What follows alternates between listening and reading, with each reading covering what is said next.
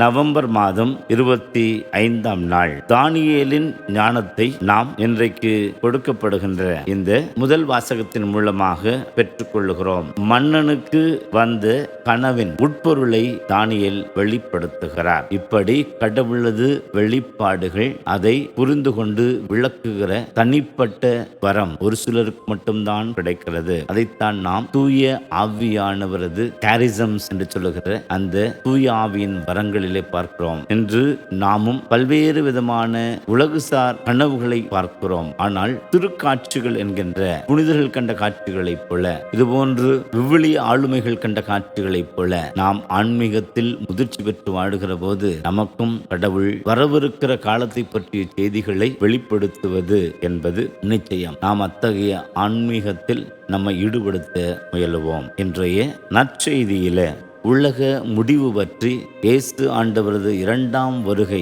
இதை பற்றிய செய்தியாக நாம் இந்த நாளுக்கான செய்தியாக பெறுகிறோம். ஏமாற்றுகிறார்கள். இப்பொழுது உலகம் முடிவிருக்கும், அப்பொழுது உலகம் முடிவிருக்கும், இதனால் உலகம் முடியப் போகிறது என்று சொல்லி நாம் புரிந்து கொள்ள முடியும் என்றெல்லாம் இன்றைக்கு ஏமாற்றுகிறவர்கள் பல பேர் இருக்கிறார்கள். ஏனென்றால் ஏமாளிகள் நிறைய பேர் நாம் இருக்கிறோம்.